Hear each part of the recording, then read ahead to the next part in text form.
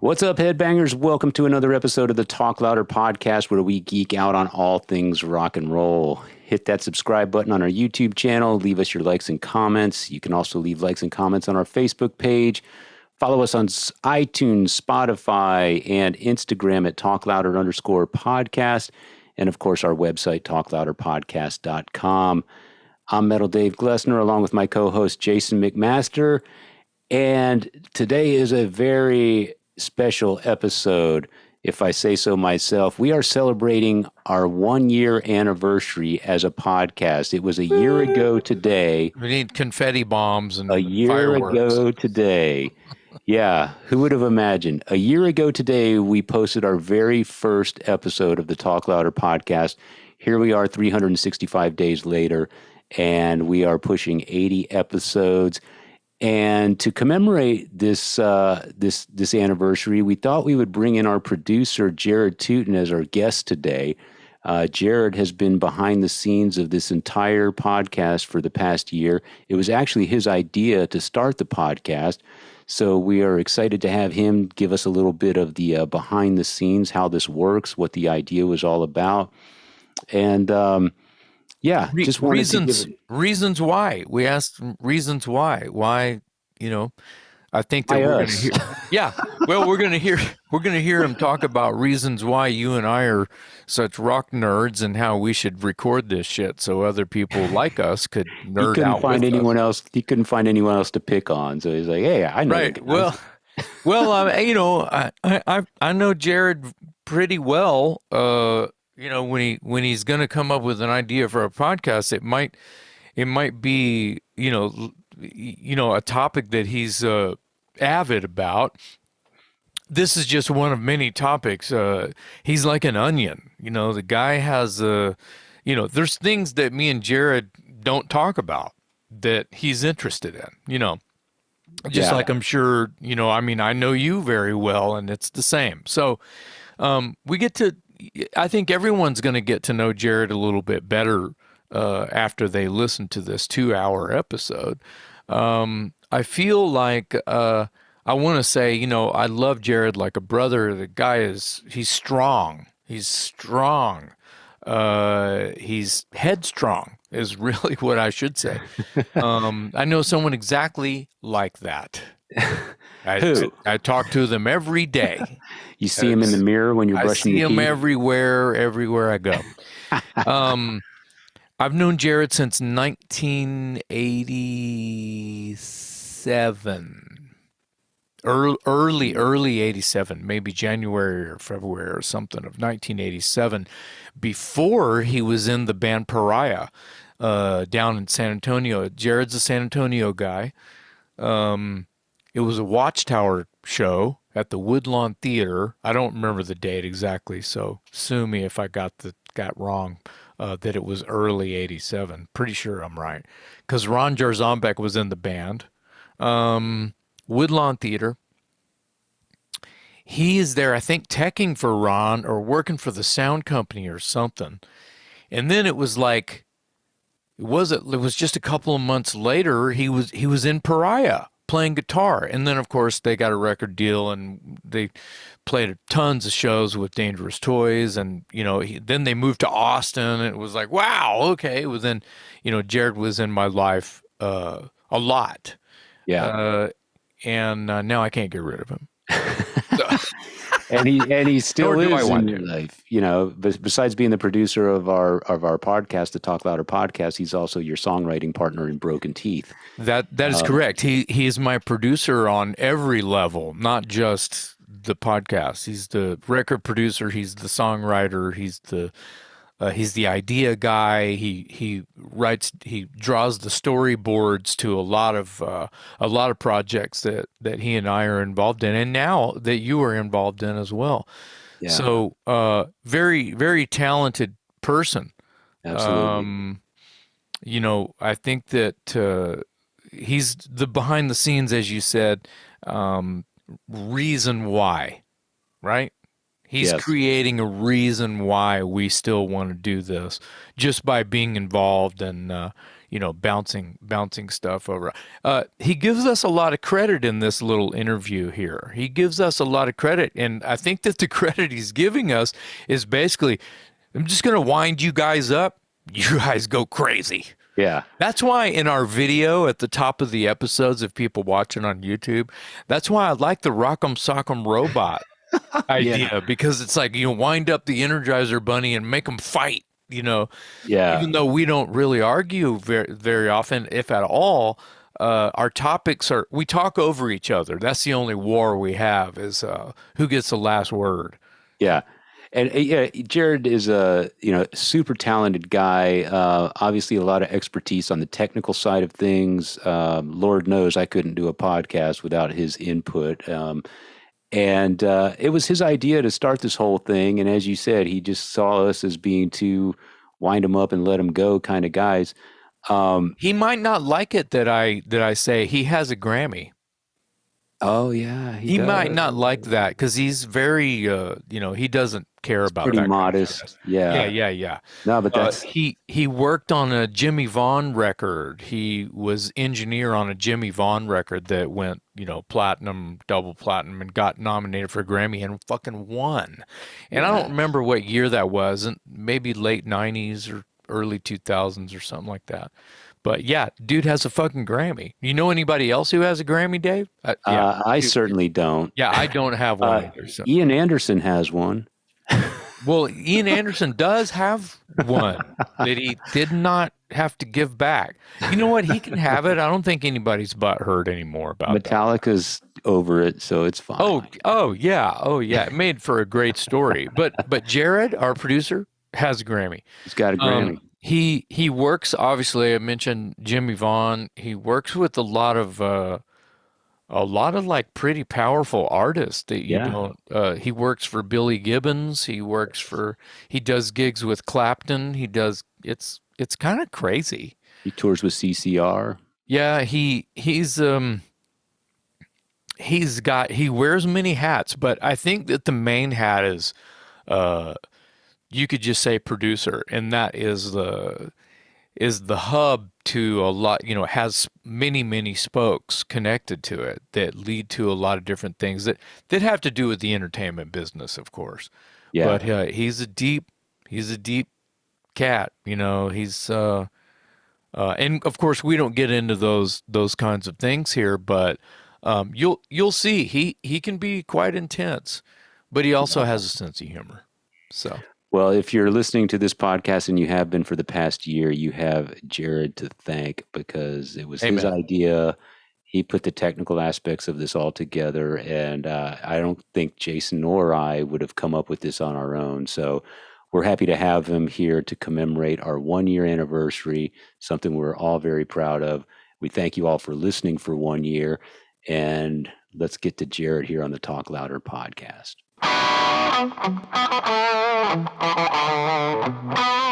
So, wow, a year.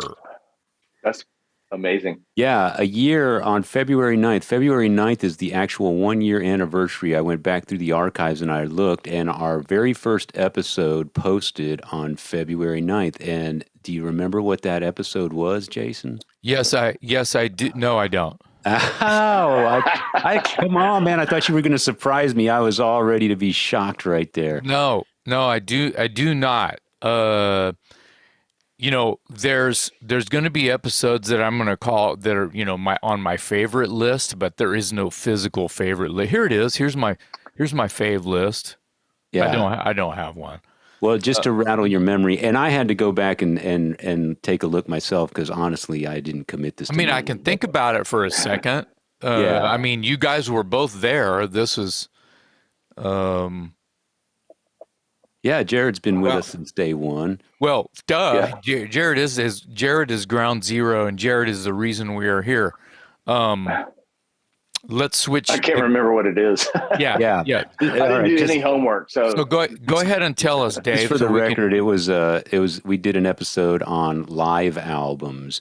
Oh, and back when we first started, some listeners may recall when we first started this whole thing, Jason and I kind of did this podcast, just the two of us on camera and on mic, Jared, of course, was working in the background as our producer. But in recent episodes, we've started having guests. And but if you go back to the beginning, it was just me and Jason talking about random topics, and the very first one was live albums. Yeah, wow. I would have never been able to remember that. What's the latest episode number right now? We are 74? pushing 80 episodes. The one we just recorded, I don't want to give too much away. We just recorded our 76th episode, I believe. So this would be 77. Okay, yeah. So we're pushing 80 episodes. And if you do the math, and I think it's fair to say all of us here are terrible at math, but I think I did the numbers, and it came out to be about an episode and a half a week. Yeah, because it changed. Sometimes we had 2 episodes a week, then we went down to 1, and it depended on 3. Yeah. We're just trying to shove them out. So I didn't get an answer, Dave. So technically, just to be clear, this is 77. This one is actually going to bump this. See, here we go. I should know this.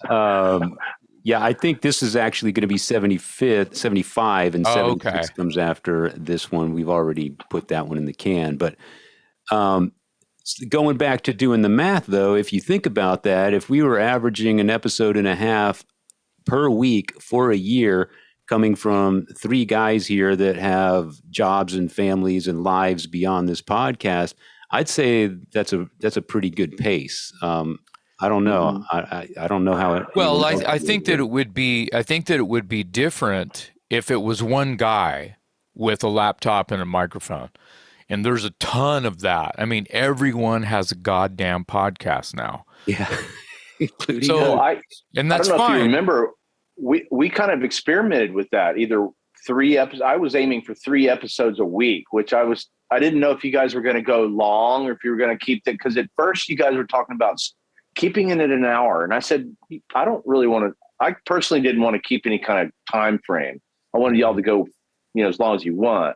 But like, if you do 3 episodes a week, do we have the time and energy for that? And do we have the brain power to come up with new ideas that often for a year? Yeah, that's asking a lot if you look around the room. But I think having the guests sort of brought some fresh life into that aspect of it, because I think, Jason and I were doing pretty well for a while there, but I think inviting a third voice and a third face into the mix kind of lightened the load a little bit, because it became much more conversational. And of course, the people that we bring in have their own stories to tell. So I thought that you interviewing people all the time, that was kind of what I imagined was where are you going to go with that? But when you guys are without guests, it seems like more like you guys are establishing your conversation on the long. You're getting down to like what you dig, all the stuff, all the little details and everything, all the geekiness, all that, regardless of the guest. And then when you get in guests, like, at least your listeners know where you're coming from. It's a really cool pool of listeners. Yeah. No, there's still some genuine, I say there's still some. There is genuine reactions from Dave and myself when somebody tells it, oh my God, when that's happening, it's in real time. It's not like, oh, I need to do that one again. Okay, 5, 4. Oh my God. It's like we're getting this stuff from the horse's mouth and hearing stories. Some of them, we're interviewing some of our friends. I mean, it's like, oh, what, really? I never knew that. I only had parts of the story. Yeah. That's happening in real time. So that's been really, really great for us. I wanted to mention that, we had to figure out our pace. Back to what we were talking about a second ago.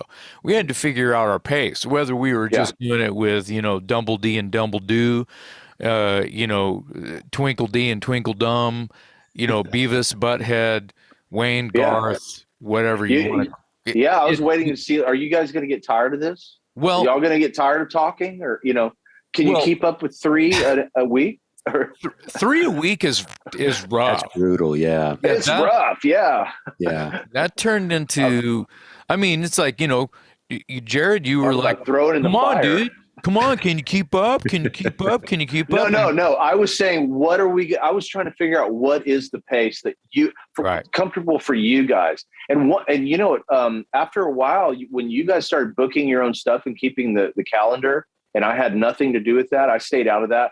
That pretty much gave you guys do it how you want to do it, like at your pace. Yeah. If you want to go for it and just pound out a ton of guests, then by all means do it. Some of them came up and you wouldn't have any choice. You have to do it because they have press or whatever. Right.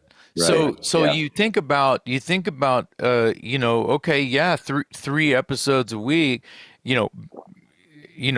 not that long ago, it was 2 or 3 episodes a week, and you have to edit them.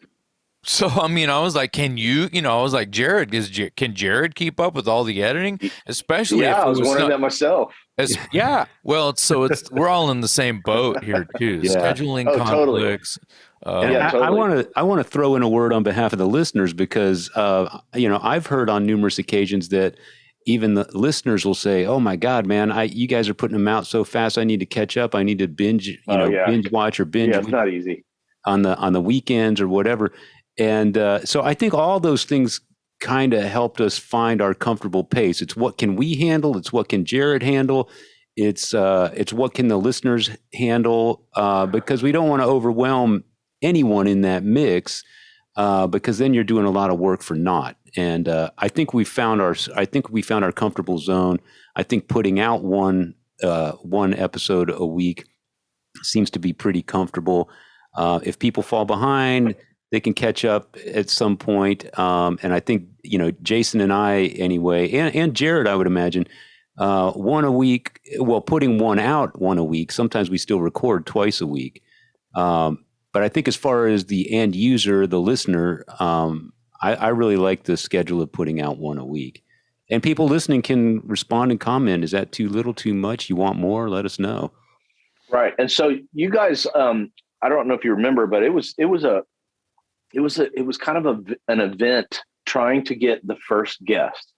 And for me, like the technical side of it was like, okay, I need to make sure all my bases are covered. I've never done one before. And, you're going to like, hey, dude, you want to do this? Okay, go. Oh, you're like, everything cool. It worked out perfect. So having the first guest and who was the first guest had to be somebody who's we knew. I know who the first guest was. That's an easy one to recall. Take it, Jason. Yeah, that's an easy one to recall. It was Pat Kinnison. Yes. Yeah. And he ticked all the boxes. He was a friend of ours that we knew we could call, and if somehow we dropped the ball and we had technical difficulties, we felt he knew us up. Yeah, he'd be cool with it, and we felt like we could get him back and reschedule. And fortunately, I thought it went great. Yeah, it was great.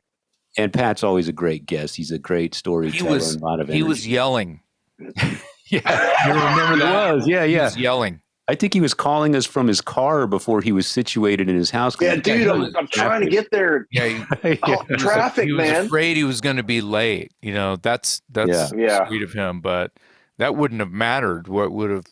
It was just the fact that we'd ask him something, and then he would just like, it was like he was yelling. He doesn't know. He's a loud guy anyway. He's, the three of us can get pretty effing loud whenever. Well, that makes for great podcasting. Jared, Jason and I have told the story a couple times on the podcast, but I'd like to hear it from your perspective. You're the guy that basically launched this whole thing. This whole podcast was your idea. And if you would just kind of tell people what was going through your brain and what made you think that this had some potential. So, for a long time, knowing you guys, whenever I would talk to you, there's this spark that would happen. It was with Jason. It was, working with him over the years, the spark, like when you talk to him, and I don't mean the spark with Jason about the bands that I'm working with. It was all the side stuff it's same stuff that when I go talk to you, Dave, you're like, it would be the spark. Like if I mentioned a band, you were like, you have details, you knew the guy, they've hung out. It's like this, there's this whole nerdism corner that I'm like, what? Y'all are what? You know what I mean? So I do. So there's that in general, like between you two guys, that was a consistency that I've recognized over the years for sure. And the I call it encyclopedia. Like Doug Salm had the same thing. You talk to that guy about music or people, he knew all kinds of stuff, right? So pandemic time, I'm sitting around trying to figure out how to stream. And I'm like on the computer going, okay, so you have to do the in crypto and all these little like nerdy, how do you do this? Like, okay, so, and streaming was one of them. So I bought a computer so I could stream. And next thing I know, I thought, if I get Dave and Jason together, those guys are going to nerd out and it's going to be awesome. So that was it. And a year later, we're still. The hard part. Go ahead. The hard part is wrangling. The hard part is the wrangling. Like if you're producing and you have this creative, like, so I have this idea, but actually making it happen is a huge project. And then implementing it on a, like, say, maybe a business level or something. Like a business level would be like, well, how are we going to do this? Like 400 episodes. You guys ready? Yeah. And someone would go, oh, wait, no, I'm not. Yeah, you never know. That's daunting. I think the number you used was 100. Yeah, you said, 100. No, dude, think about, because, like, dude, we did a couple of episodes, and I remember the conversation like it was yesterday. 3. There was a 3. You were like, no, dude, think of it like 100 episodes, because we did a couple episodes, and I was like, well, that was fun. All right, what's for dinner? Like moving on kind of thing. And you were like, hold the phone. No. Dude, you're going to be doing this till you can't walk. Yeah. Well, that's the kind of, it's not so much a fear. There's like, so when I'm making a record or planning a tour or something big like that, you're kind of like the dauntingness. You have to break it up into like, okay, well, how can, it's just one day at a time. It's just one thing at a time. But can I pull this off? Yeah. I want to be able to pull it off. And same with you guys. Like, can we pull this off? Like, we got to, this is not easy, for any of us. So, I remember that very well. Also, Jared came up to me and he said, would you be interested in doing this? I think there's maybe some potential here, and you and Jason would make a great team, and blah, blah, blah. And then he said, but I don't want you to think in terms of, 2 or 3 episodes and, gee, this was fun or whatever. I want you to think, if you're going to commit, I want you to commit and think of it in terms of doing 100 episodes. And I thought, oh my God, 100 episodes. Holy crap. That's what I'm saying. It sounded daunting. I'm glad that I wasn't the only one who was chicken shit. Oh, no. I should have said 365 episodes just to... Well, we might get to one every day. I think we've already. Yeah, every day you're gonna have to do an episode. Yeah, what? Yeah, it's 3 hours. Yeah, and then and here we are. I think we've managed to obviously we've managed to do it, and I think the ideas are still coming and things are still fresh, and so yeah, I'm looking forward to it. And yeah, go ahead, Jared. When you're talking about ideas, like one of the things that was happening when we first started this out was there was no guests. So whenever we were going into an episode or thinking about an episode or whatever, it was really about you two talking about a subject. Yeah. So, we had a Google Doc that said, here, let's just throw every idea you have up there, and y'all would pick. You guys would pick. I didn't want to pick. I wanted you guys to pick. Yeah. So after a while, that was like, I don't know how, I never knew how you guys were trying to think of what you wanted to do next. Like I wasn't a part of that. I was like, well, y'all do it. So then were you just going, oh, that interests me?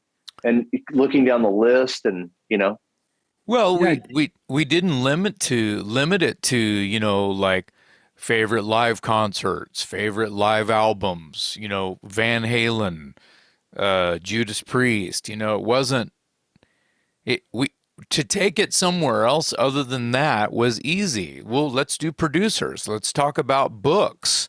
Let's talk about, it was really Yeah. anything. I mean, I'm surprised that we haven't done an episode on, shitty 80s movies that you haven't seen. Okay, ready, go. We could have done an hour of that.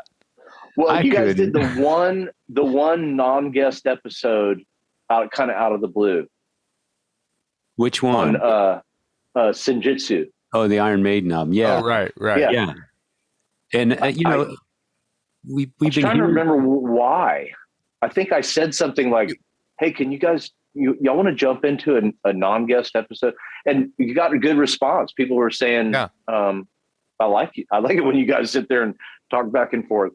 Yeah, I think we did that because we were you were suggesting that we do that. And then we were hearing from listeners that they kind of liked, they sort of missed the old format of just me and Jason. They didn't say they wanted it to go back to that exclusively, but they were talking about, add some more of that into the mix. It's different. Yeah. And then the Maiden album just happened to be timely, and we're both Maiden guys, so. Yeah.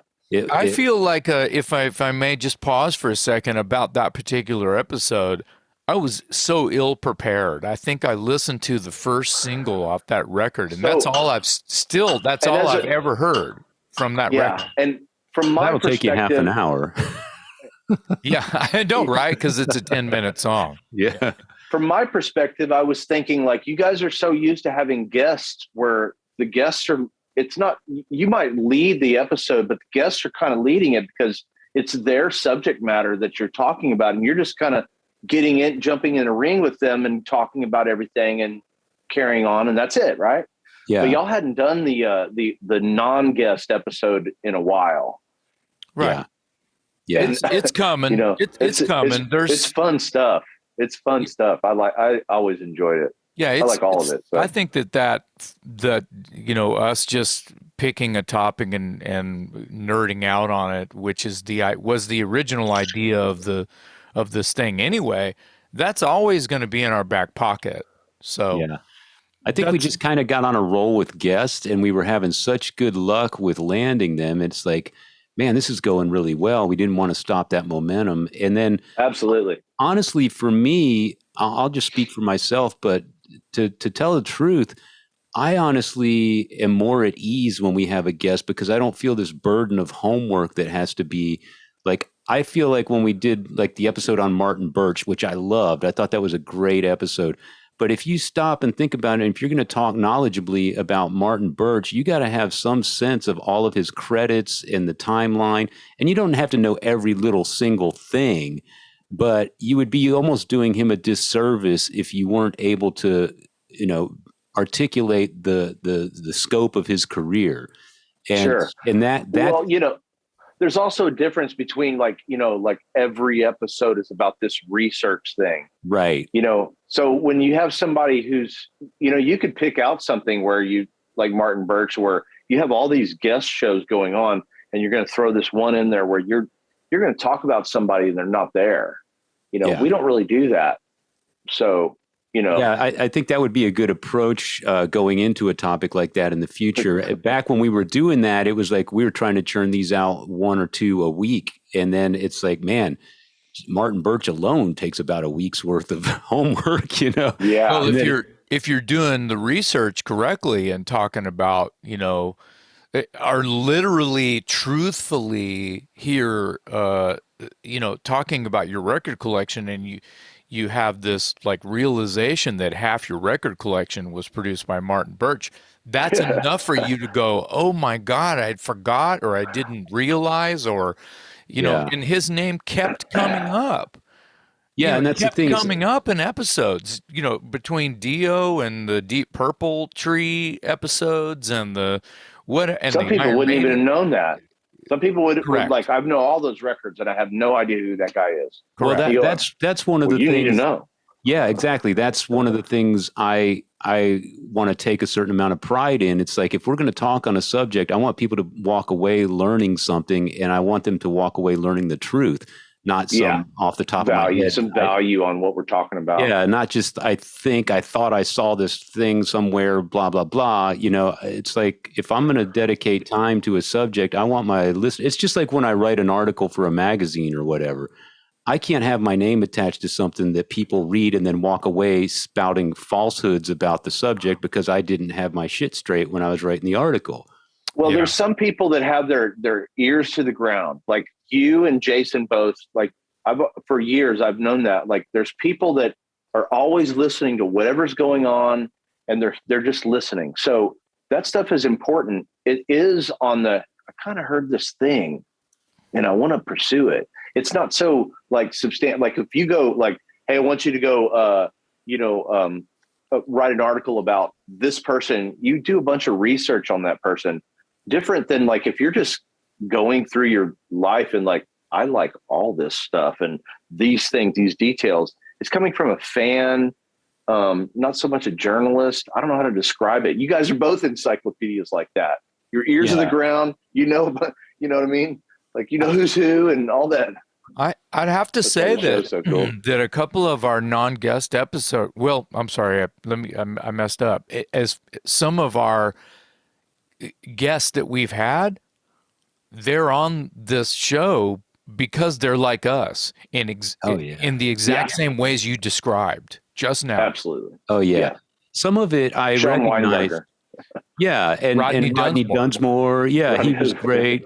Some of it I realize is going to be a conversation that's basically based on fandom, and fandom, let's face it, is all about it's all about opinion, and that's great. That makes great conversation. What I'm saying is like if I'm going to talk about a subject accurately and factually, if it's a Martin Get your facts straight.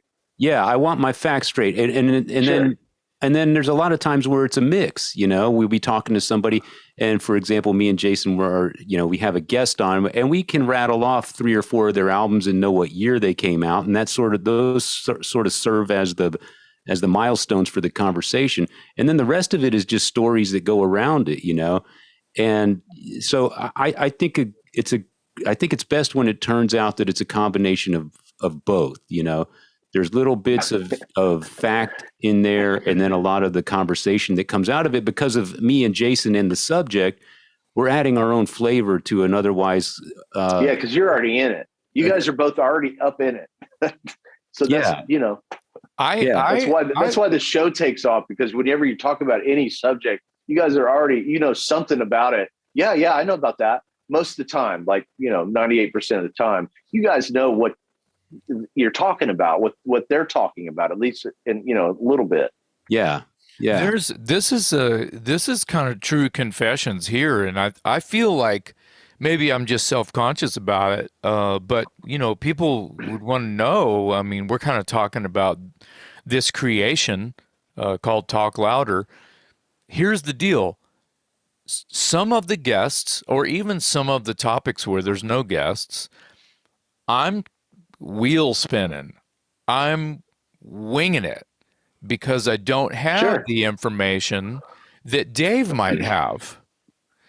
And I feel like Dave has gotten good about handing off things to me that he knows that I can roll. And it's obvious. Vice versa. Yes, and vice versa. Absolutely. I feel like it's obvious when you or I are totally in the topic's pocket when we won't let the other guy talk. Yeah. me and Jason have this running joke where it's like if you've listed the guests on our show, you could tell which ones Jason booked and which one I booked. It's like Jason is he's got his area of expertise, I got my area of expertise, and then fortunately we have the two of us have a lot of overlap, which makes it work. Right. And at the end of the day, it's all music. So whether or not I know Jason's guest inside out, we're talking about music, so I can speak knowledge Yeah. about a concert or an album or recording a record or, whatever. Just like Jason on the flip side may not know anything about the person that I bring onto the show. But again, Jason's got experience on stage. He's a musician. He's recorded records. He understands touring. So there's all this relatable middle ground that, you don't necessarily have to know the details about. One of us knows the details. And that's what, and that's good enough. And then the rest of it, we're just having a conversation. There's a point that I wanted to bring up about, here in Austin, there was the Austin Music Network. You guys recall that? Yeah. AMN. It was on, and it was on like public access. It was on it was on the dial, the local dial. And, it was a fairly big production. I don't even know how they got funding for that. I mean, that seemed like that would have been city. I think it's city funding. Yeah, like a public access thing. I could be wrong, but that's Lewis Black, I think, was the head honcho on that. Anyway, I got roped into doing a show. I mean, I was like a VJ. I was MTV VJ kind of guy. And my first couple of episodes, and I did a shit ton of episodes, a ton. I did like 2 a week, maybe. Anyway, they weren't live, they had to edit them down pretty much like this. And I had to create a set, and I was basically trying to create this somewhere where they could take it down if they needed and set it up exactly the way I have it every time, like a TV set. Pretty interesting. Anyway, the point I was going to make, I scripted, basically, to use that term, my first couple of episodes where I'm literally typing out everything I'm going to say and I'm kind of reading it verbatim. And it was fucking awful. It was so terrible because I'm self-conscious. So I'm watching it. I'm watching the episode back, and it wasn't like I could approve the episode. I wasn't there. It is what it is, right? I wasn't in the editing room with them while they're putting that episode together. And it was like this. Hi, I'm Jason McMaster, and today reading a script. I'm reading a script. But I mean, I was playing videos, and I had to set them up, and I had sponsors and stuff like that. But I'm telling you, that doesn't work for me, ever. Yeah, it doesn't work. It doesn't fucking work. So you're kind of talking about acting almost. Like how are you going to be perceived, or how are you going to function on camera on a reg? Well, and you know what I mean? Well, it was my first time. It was my first time to, I was like, had to be some nerves, I think you guys had nerves until about the 40th episode. Wow. Yeah. I think they were like, we're having little discussions about, hey, can you just like do whatever, going back and forth, like try this, whatever, you're noticing stuff. Yeah. About the 40th episode, you're like, that's when things started getting like comfortable. Like, I don't get that. Start gelling, right? Don't you get gelling, right?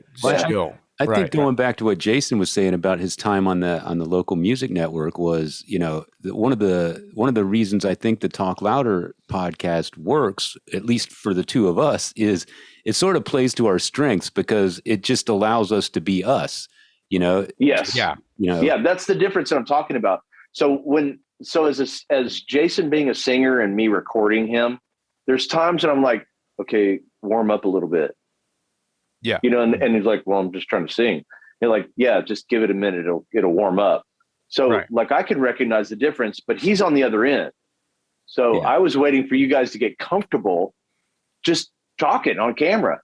Yeah. And there was a point when centering up I'm probably not even center, but like, hey, just like center up, make sure your audio is good, kind of do that thing. And you guys, like, it took about 2 weeks and all of a sudden everything's center. I don't even have to ask again.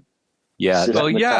Well, that's the kind of stuff that we were learning and learning. Yeah. You have to, you have to know, or I could say we need to know what we want it to sound and look like.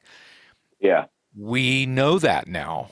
It took a minute. Yeah, and just to give some insight, our listeners, we're filming this. This is, you can watch this podcast. You can watch us do this. And I Yeah. kept And I like when saying, you start, I don't like to edit. I like you guys just keep talking. Right. And I don't want to cut into it and try to make sense of anything unless hey, I got to go piss. I get that. That's about it. You know what I mean? That's about the only thing I'll cut out. I get that. Piss break. Right. Yeah. Otherwise, y'all just talk. Yeah. So here's what I was going to say is like, there was a strong sandpaper. Jason likes to sandpaper people, where I just tell you exactly what's going on.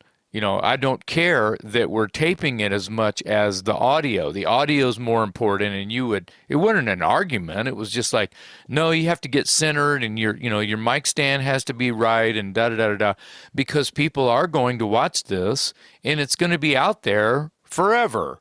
And consistency. Correct. That's my thing. Correct. I call it lines. You know how lines, you have to have lines. Keep within the lines. Yeah, you're consistent. You're keeping within the lines. You have to have lines. Yeah. And the audio, lines, I call it consistent. Yeah. The audio is part of the lines too. Yeah. So with the video, so once you guys, got everything centered, audio's good, don't have to talk about it again. No, you don't. But y'all just do it. Like you just check it out. Okay, cool. Well, I really think that it was, we were talking about this shit a minute ago, but it's about figuring out with what you've got without spending $10,000 on a rig to do something like this, which you don't have to do. And it's still we don't talk about it as much anymore because we kind of got our thing down. But I mean, Dave, tell us about the nightmare you had just like learning about how to use the microphone and what. Yeah, where does this go? Dave is a newbie when it comes to sound and audio and technical and anything like that. He's a newbie. He doesn't know what's up. Yeah. Where do I plug this in? You guys need to help me out. I have a microphone and what do I do? Okay, what knob do I turn? Yeah. That was the intimidating thing for me in the beginning. I've got no problem talking, and but for me, it was the technical aspect of it. And you guys are both professional musicians and the studio geeks, and you know all about microphones and sound levels and mixers and all this stuff. I didn't know any of that stuff. So here I am ready to talk all day about, Led Zeppelin or Blue Oyster Cult or something like that. But I can't get past the fact that my mic sounds like crap and I can't hear myself. And I'm all sidetracked and overwhelmed with that. And my conversation goes out the window. And Jared was picking up on that early on. He's like, we got to get this guy comfortable so he can do what he does, which is talk. He's too busy worried about not hearing, and his lighting is terrible. And how much can you spend, bro? I don't want you to spend a whole bunch, but man, it's going to cost a couple bucks. You're like, exactly. Okay, so whatever. we did throw some money at it, and we're still throwing money at it, but it's what it took to get it to the level where it is. And I think right now, I mean, I'd find it hard for somebody to critique the video and the audio for what we're doing on the budget that we're doing it on. We're not Eddie Trunk. We're not Howard Stern. We're a couple of guys in our man cave basements or whatever. And yes, I spent some money on a microphone, and Jason helped me out with a mixer, and Jared put it all together, blah, blah, blah. And when I say put it all together, you got to remember this all started during a pandemic. So we're basically Zooming each other. It would have been so much easier if one of you guys could have come to my house and plugged this into that or whatever. That's the old days. Yeah. So now, it took a while, especially for me. I'm perfectly comfortable talking, but I couldn't get to the talking part because in the back of my mind, I was stressing over the technical aspects. And once all that kicked ass, though. You guys kicked ass. You kicked ass. Everybody, like, all of a sudden we got up to this level, like, okay, cool, we can do this every time. And consistency. Every episode started busting out. Because once you get past all these technical weirdisms that you're trying to sort out, then you can get to the real meat of what the episode is about. Yeah. Like what they're talking about. You can forget about all that technical crap. Right. Nobody wants to worry about that when you're trying to talk freely with somebody about whatever. Do you remember where we were going to do an episode and we had to just scrap the whole day? That happened a couple of times.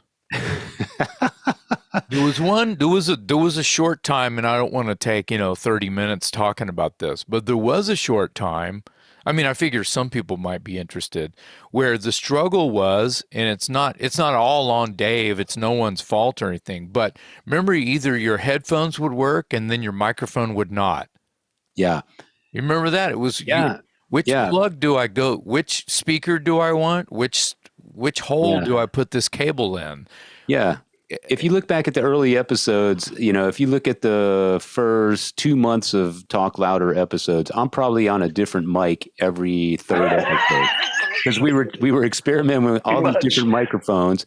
And then for the longest time, I didn't have any in-ear monitors. So I wasn't really hearing myself speak. I could hear Jason fine, but I couldn't. It's a tricky one. It's very tricky. So then I'm all off balance.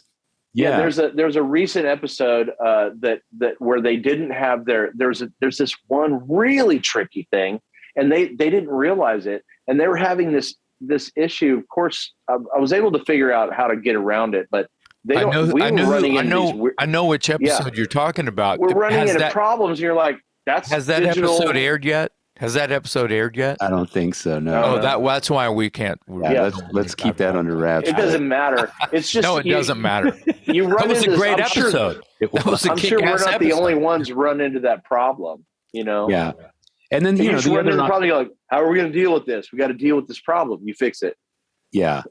No, we once the technology got up to speed and we could focus on what we came here to focus on, which was talk.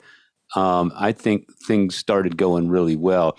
And like you said, Jared, I remember the first, couple of weeks or whatever, the three of us would get on camera and Jared would be, Dave, your camera needs to be a little more to the left. Dave, that light looks like shit. Do something about it. And then, and then once it got dialed in, I could set it up on my own and have been now for months and months and months. So me and Jason get on, we click on the Zoom link and we're ready to go, man. I'm thrilled. I tell you, you guys, Dave, hold on. Ever since that happened. Hold on a second. Dave. What? A year. What?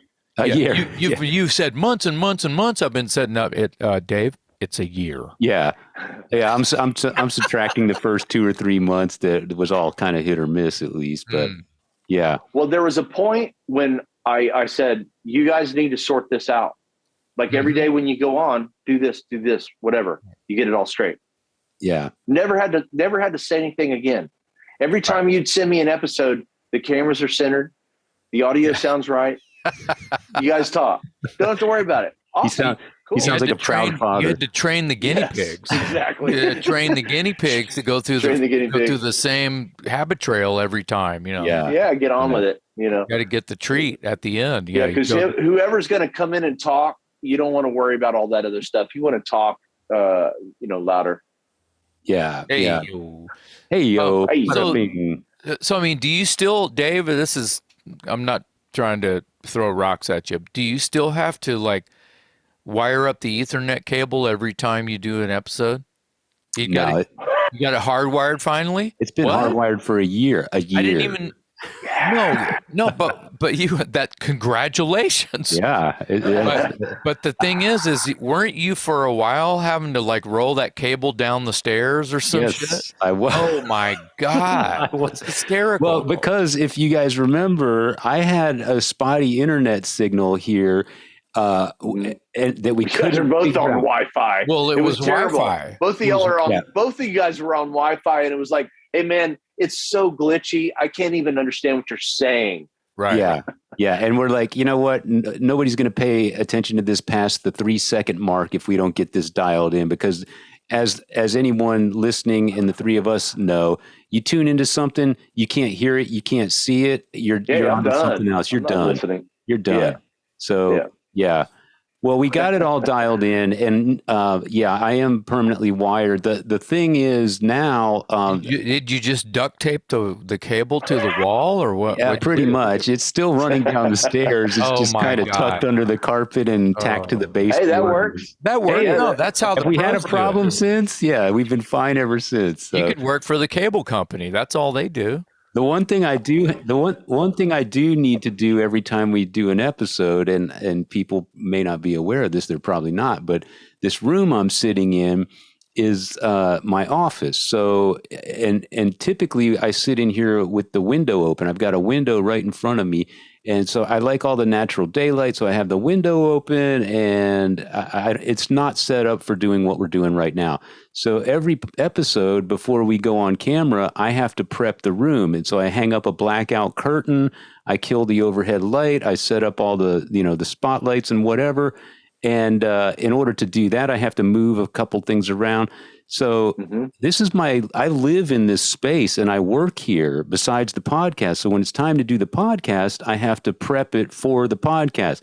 So it's a little bit of a routine that goes into getting the room all set up. I know Jason, he teaches from home, and I think his studio is more or less 95, 99% set up, and he plops down in that chair, hits the mic, and he's ready to go. Yeah, for Talk Louder, I have to move my chair over to get this background. For when I teach, I just remember me bitching about that? Yeah, I just bitching about that. When I teach, I just turn this way. I can move my camera. There's a curtain right here, over here, that I know that sometimes it's in the shot. Most of the time, it's probably that corner over here is in the shot. But you can. I don't have a setup, so I had to set up whatever lighting is going on right now. Just tonight, you can see the daylight right here reflecting off of my CD rack. Yeah. But Dave, there are a lot of episodes where, it starts when you have kick-ass lighting, it's all perfect, and then all of a sudden it's like 6:30, and you're in the fucking by the end of this. Well, thank you for joining us on another episode of Talk Louder. I'm in there brightening it up. I'm in there with a fucking dark flashlight. Rainy. No, that's another one of those things. That's another one of those live and learn things, because what was happening was I was closing the blinds on the curtains in this room and thinking that was enough. And it was, depending on the season. But once it got to a point where the sun is starting to set around 5 or 5:30 or something like that, yes, it became noticeably darker in the room. So I went and bought a blackout curtain that basically keeps this room. So it looks nice and lit up when I'm in here right now, but when I get done with an episode and I walk out to the living room, it's like, oh my God, like I just stepped out of a cave. But it's definitely more consistent now because of that blackout curtain. It blocks out any variation in the sun or the outdoor lighting. So that was another thing. I mean, what did I know about that? It's also production, and anyone in production will know this. You have to have controlled environment. That's lighting and sound. That's it. Absolutely. That's how a show is put on. That's just how it is. All right, we're filming at 3 a.m. and it's going to be sunshine and raining at the same time. How do you do that? It's Wizard of Oz shit. You spend a bunch of time getting it ready so that it's right where you want it to be, and then you're ready to go. Like you just explained, you spend all this time to get it. Like, okay, lights are like this light over here and that light over there. Okay, cool. And now you and then you can go talk to the guest, or and act freely like that didn't even happen. Right. Right. Yeah. And if you had a tech, you would just be walking in going, "Hey, how's it going? Nice." You know what I mean? You wouldn't be thinking about all that stuff, but we're still waiting for my tech. You're waiting on the tech? I'm still waiting on my tech. We're all waiting on our tech. Doesn't he live with you? Yeah, right. My son is my tech. Yeah. What a great idea. Yeah. He has helped out with a few technical aspects of this show, at least on my end. Yeah, he has. Yeah. Shout out to my son, Dash. Well, let's jump into favorite episodes. Dave, you go. What do you have? How many do you have? Oh man, I've got a lot, but I you mentioned Martin Birch. Yeah, Martin Birch I really enjoyed that one because I'm such a fan of his work. I mean, 2 of my top 3 favorite albums of all time were produced by him, and that's Number of the Beast by Iron Maiden and Heaven and Hell by Black Sabbath. But, his, and then of course he did Mob Rules, and he did Blue Oyster Cult, Fire of Unknown Origin. And I mean, the list just goes on, but I really enjoyed doing the research for that one. because I just appreciate his work, and I think he's made every band that he's worked with sound fantastic. I learned a lot. I think the episode Yeah.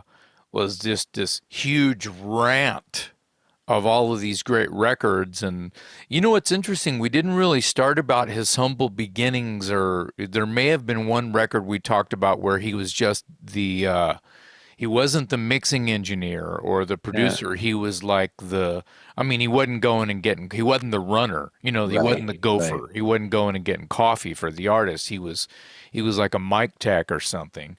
Yeah.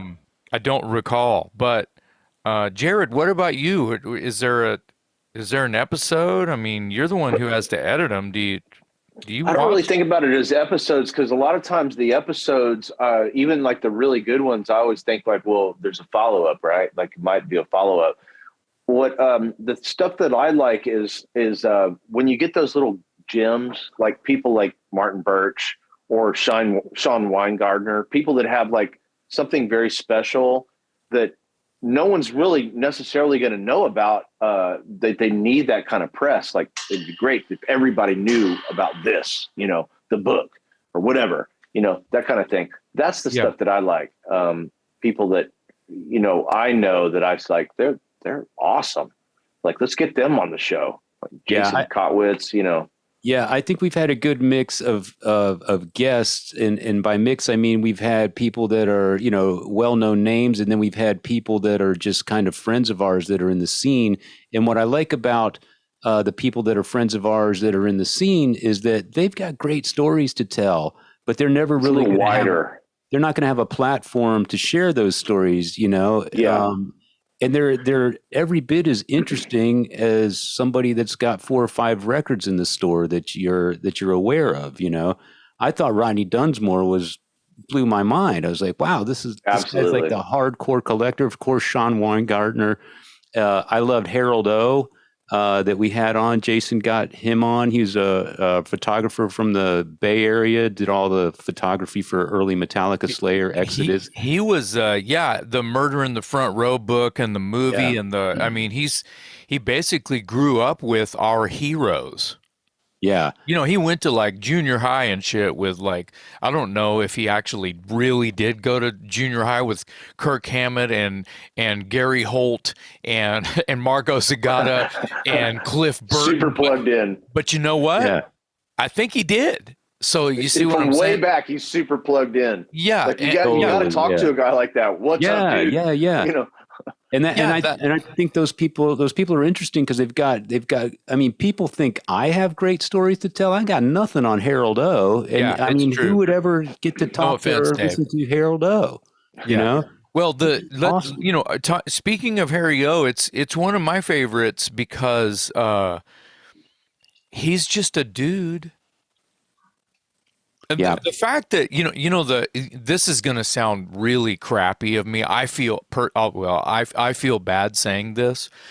The dude played bass in the one of the biggest hardcore bands in the world, DRI, for 20 fucking years, and the thing that I know him for is being a dude in the pit. Like he's not even a bass player. Like he wasn't the bass player for DRI. Yeah, whatever. Dude, tell me stories about Kirk Hammett's house. Yeah, I mean, that's what I want to geek out on him about. It doesn't make any sense to other people. It's so weird. Well, it's kind of creepy. It's kind of creepy. The thing too is, people, not that people wouldn't have been interested in his time in DRI, of course, but he's got this other layer that nobody's going to have. I mean, lots of people are a bass player in a band, but who has that extra layer of, hey, back in the day, I was the go-to photographer who was in the pit taking pictures of Metallica at a keg party. And he was a kid. Just like them. He was 17 that's the years story. old, 16 that's the real story, like them. That's the real. Yeah, I think.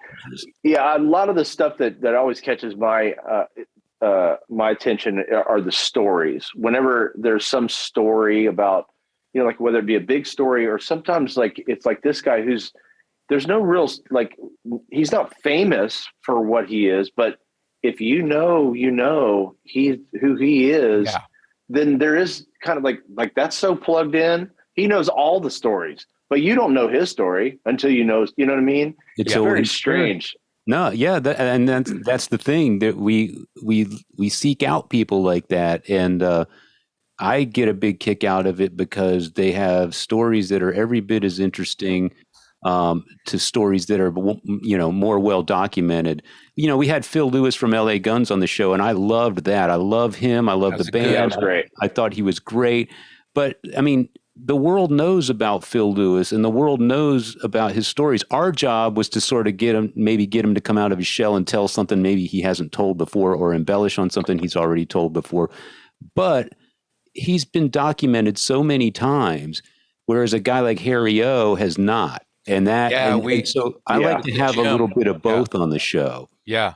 The funny thing is about Harry is I kind of fell in love with the guy even more. He's like a, you're doting on a new pet or something. It was really strange. But, I wanted him to feel like, that he knew why I wanted him on the show. And it wasn't just because of Murder in the Front Row and things like that. It's because he had recently, and I talk about it in the episode, he had recently done some posting on his Facebook page or something that got out of hand with a friend of his who had COVID, and it got political, and they got into this big, on internet fight, and they called each other and they kissed and made up.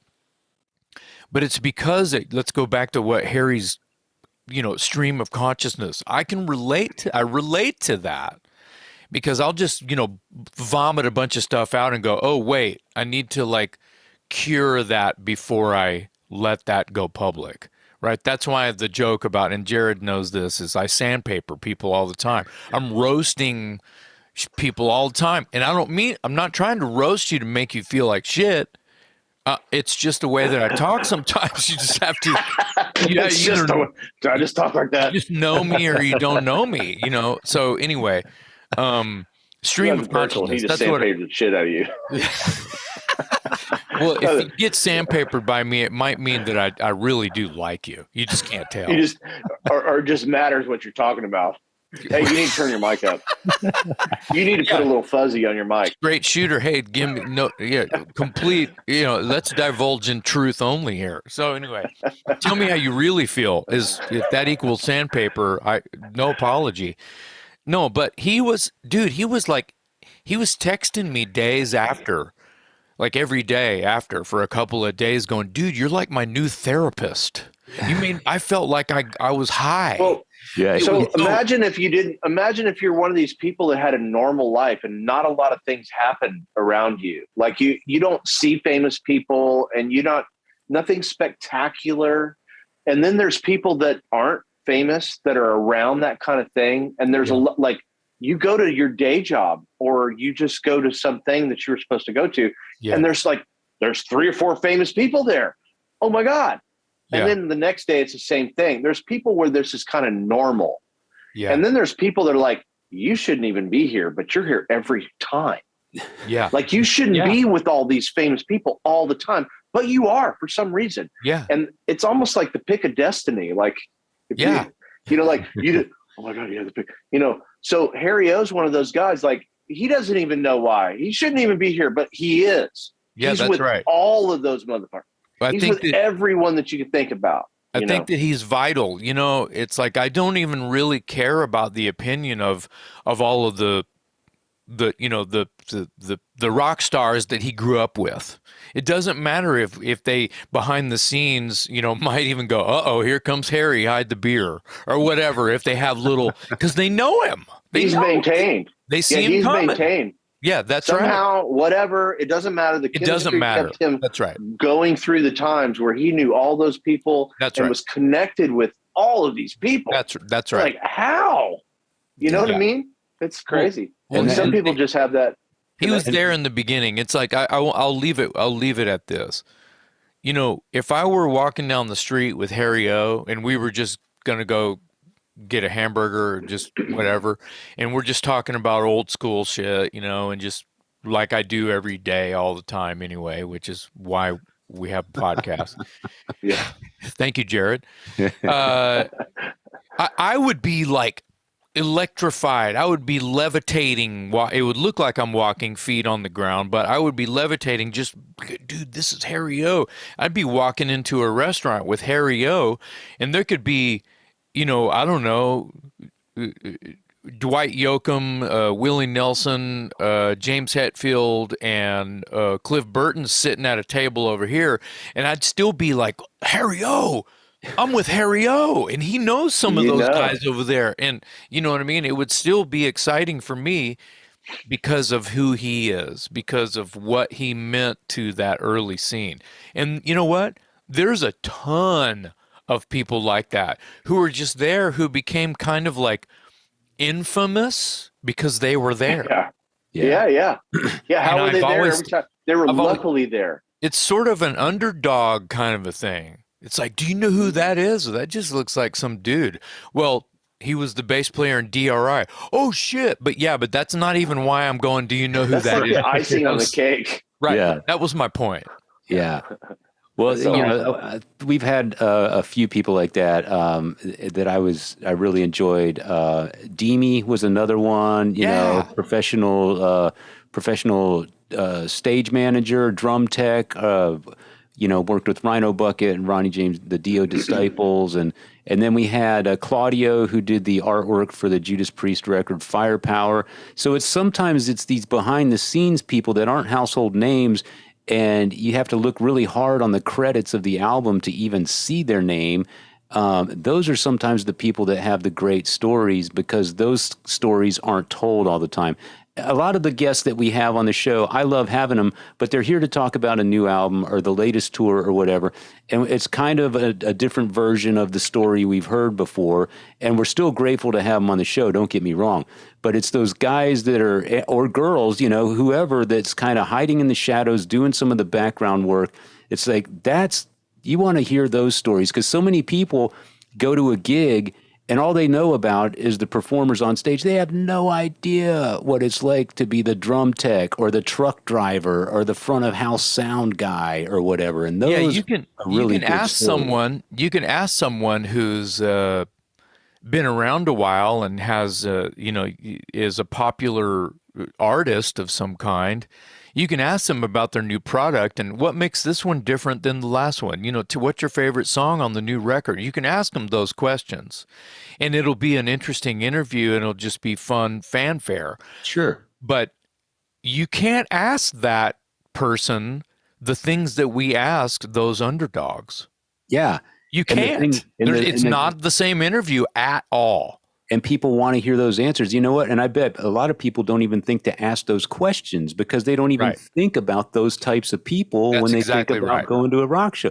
Nobody, with all due respect, nobody goes to a rock show and wonders what is the day-to-day life on tour like for the guitar tech, Right. Maybe a few music nerds do, or guitar nerds do, or whatever. But the vast majority of the people, they want to know all about the performers on stage, and they have no idea. Not the guy that wrote the book about the guy on stage.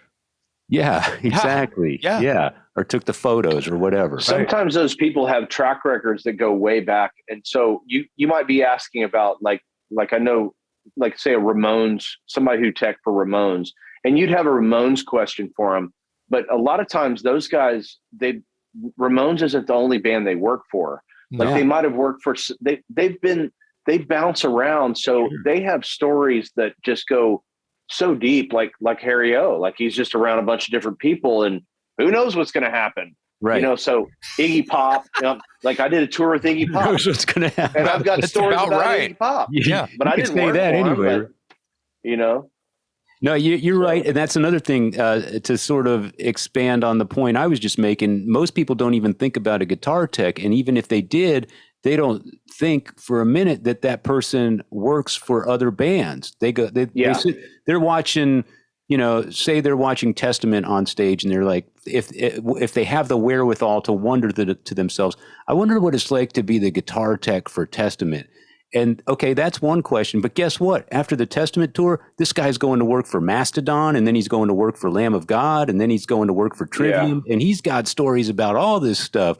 And Yeah. most people don't know that these people bounce around because that's how they stay employed, you know? Yeah, some of the stories may not be. I mean, it depends on what interests you. Usually when people are watching a podcast episode, they're curious about the famous people, Yeah. or maybe the geekisms, or like that guy played with that band for like 2 years, right? And why did he leave, or something like that. Yeah. And the tech might know the answer to that. But if you ask a tech what interests the tech, a lot of times it's tech stuff. Gear. So that's not really what the podcast is about. But if it's a tech that worked for King Diamond, he might have some cool story. But like we had a recent guest, Wayne Nagel. That guy has been around some really famous people. Oh yeah. It kind of gets into the Harry O thing, where you have, he's got acquaintances that are famous, and it's a normal thing. It's beyond just the tech. It's not just a tech, but these people, they seem to, keep finding their way into the lives of these other, famous people or whatever, making things very interesting. It's the industry they work in, and if you're in that line of work, well, you can't help, especially if you're good, you're going to run into these people. But those people, to me, are again, I'll say it. I think they have stories that are every bit as interesting as the lead guitar player for a famous band that's been around for 20 years.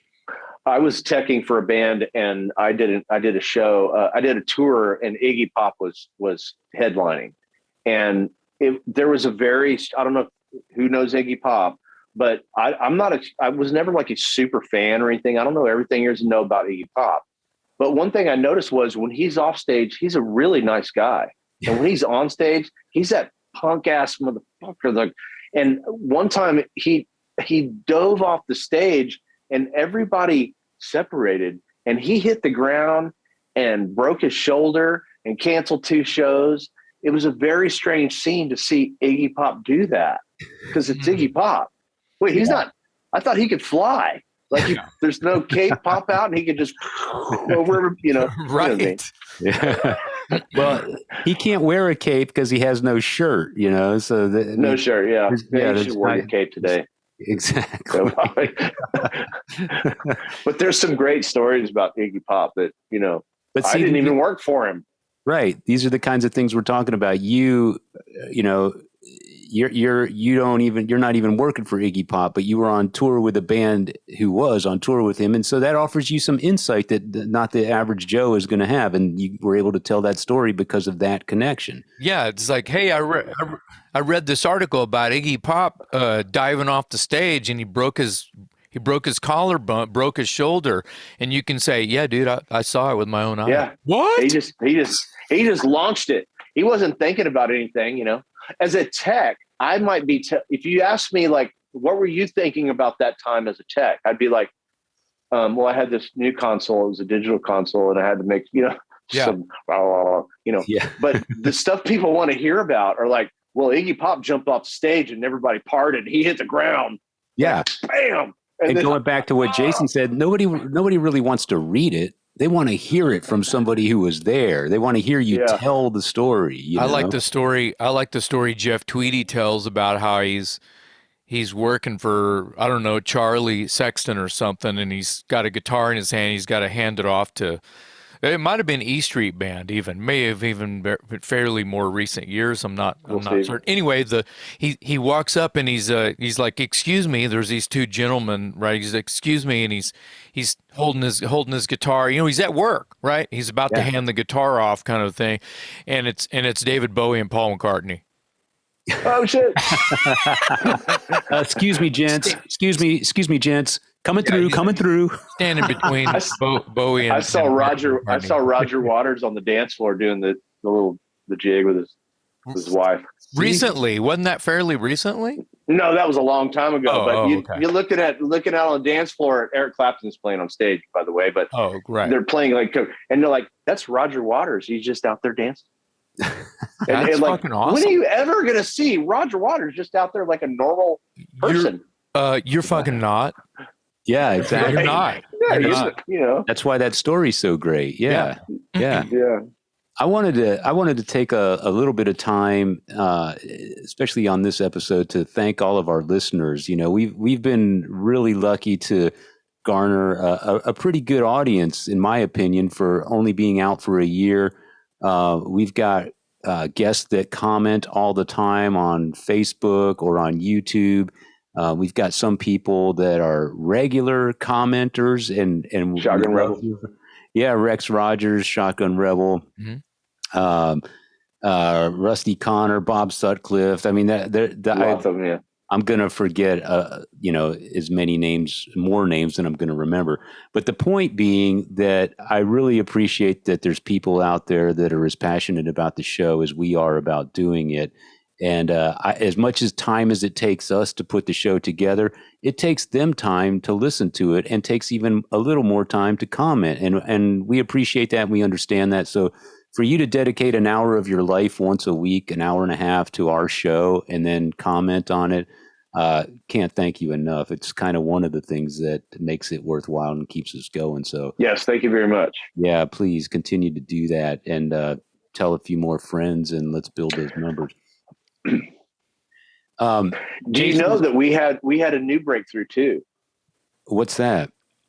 The first female on our We podcast. did. Oh, Yes. We didn't say anything. When it happened, I was like, oh wait, that's our first female. I know. You know, I had that in the back of my mind. I didn't want to make a big deal out of it, because I almost feel like it.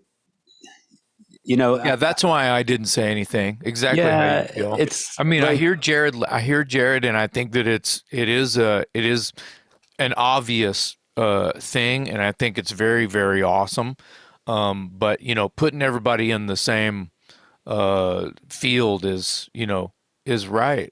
So I was glad to have Bridget West. We're talking about Bridget. Yeah, West. it was awesome. Yeah, Yeah. Bridget, I was kind of hoping to get Kathy Valentine on for the first female, but Well, hasn't worked out yet. we are definitely an equal opportunity host.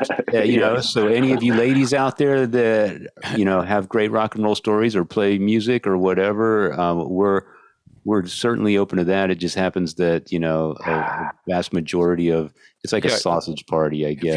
If you're living not and breathing, intending that. Yeah, not Definitely not intended. no, of intending course that. not. Of course not. But if you're living and breathing and you're a nerd like us, we probably would want to put you on the podcast. Yeah, we don't care, male Human or female. not, Yeah. So, yeah. Talk about rock and roll. Care if you're human. Yeah, exactly.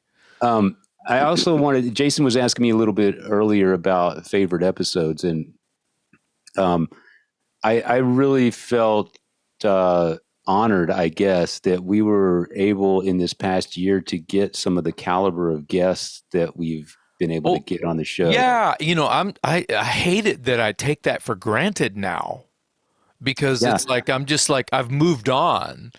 I'm not going to sit around here and go, well, we had Ripper Owens on our pod. We had Danko Jones on our pod. We had Phil Lewis on our, you know what I mean? It's like these trophies that I've already moved on. Yeah, they're on the shelf. We got them, maybe the next time those guys release a record, we'll have them on too, and they'll be on.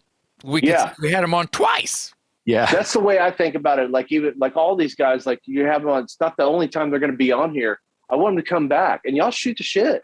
Yeah. You got nothing, like no record to put out. Shoot the shit. Right. And we've been lucky. Some of the people we have a personal connection to, and they have been on the show with really nothing to promote or whatever. But I feel like, for only been off the ground for a year, to be able to have people like Phil Lewis and Nigel Glockler. Nigel Glockler was fantastic. He always is. And that's a guy that we'll probably have back. I mean, I'll have him back tomorrow if he wants to. We'll definitely look into having him back. And he's a great guest. He's hilarious and such a he was in England, wasn't he? Yeah, we had to deal with the time difference, but we worked it out, and he was more than gracious to join us. And another overseas would have been Bart Gabriel, who was in Warsaw. Oh, he was overseas. Yeah, he was in Poland somewhere. Maybe he wasn't in Warsaw. Yeah, he was in Poland. Maybe somewhere in Poland. Yeah. And I'd be remiss if I didn't mention Frank Bello, dude. If you asked me to name my favorite episode, and I I almost don't want to name a favorite episode because I don't want it to sound like I'm diminishing the other great guests that we've had. But for me, Frank was the perfect guest. He was energetic, great stories to tell, just human. I almost forgot I'm talking to the bass player from Anthrax. It was like talking to just a good buddy. I did for a second forget that he's He like was perfect. bass And player. anyone who's listening to this episode that missed the Frank Bello episode, please go back and listen to it because he was amazing. Yeah, and it I was don't like need to take away from the other people that we've had. We've had no, but plenty. you're right. Talking to Frank, if I may comment, just get the last word in here. It was like talking to someone. Well, he was talking about his book, and his book is personal. And he talked about how he was in a shitty place and he had to get help, and he was just laying it all out there. And it was just totally real. And I feel like the episode was like a virtual, we were able to give him a hug, and he was able to hug us back. It was a very human episode, and I think that's what I'm getting at. Yes, he's well known, and he's this bass player for Anthrax, which is obviously an internationally known band. But the beauty of the episode, in my eyes, was that he just came across as just a cool human being, and I felt like he was as happy to talk to me and Jason as we were to him. We were all on equal footing during that episode. He had a lot of great stories to share. Some of them were difficult for him to share. Some of them were happy for him to share. Kind of ran the gamut. He was promoting a book, and that's what I liked about the book too. If you read the book, his book is not about being the bass player for Anthrax. It's about being a human being. And the struggles he went through, and his upbringing, and the strong women in his life that helped pull him through difficult times. And then, central to the story is, unfortunately, his brother was murdered, and that took him to this dark place that Jason was alluding to. But throughout the whole episode, I just went right over my head that I'm talking to the guy from Anthrax. I'm just talking to a really interesting fellow human being. And we just forgot that we have Anthrax posters right there.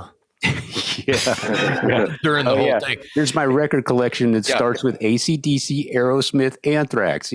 I wanted to say this real quick, and this just kind of like fell on me like an anvil. We have had someone on the podcast twice. Who is it, Dave? Oh, yes, Frank Meyer. That's right.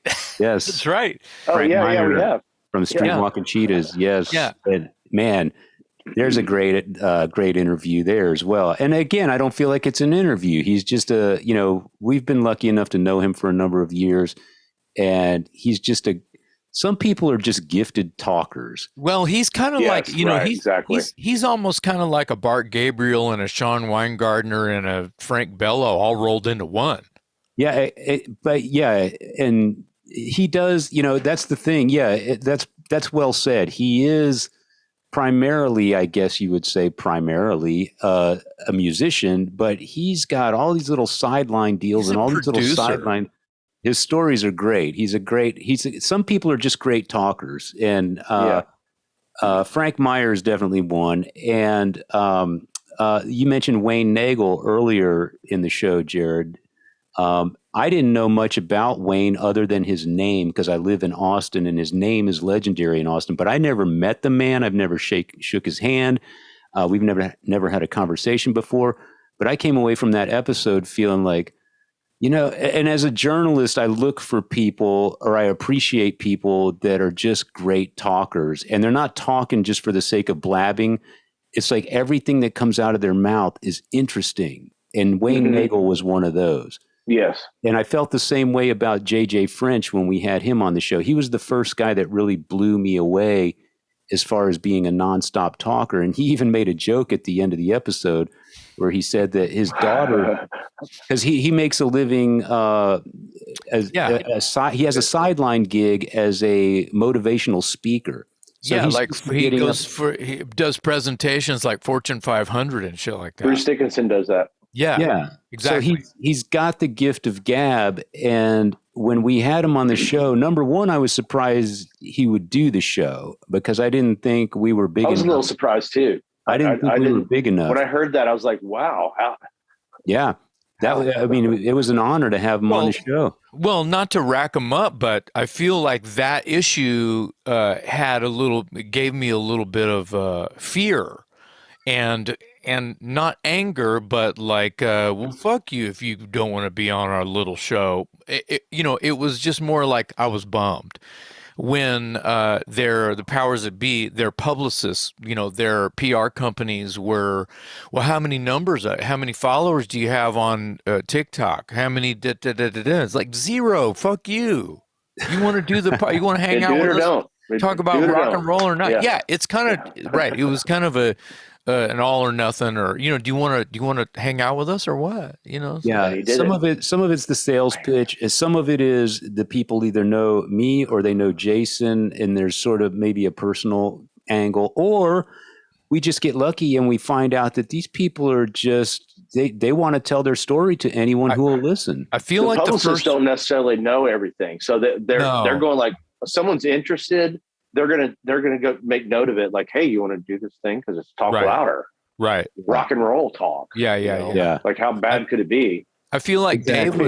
I feel like Dave, you were almost about to say, well, I mean, just to put it in kind of a little bit in order, I'm probably going to get him out of order. But the first like time that I wouldn't even call it an issue, was the Ripper Owens episode where they were asking, well, what are your numbers? How many followers do you have on your socials and stuff like that?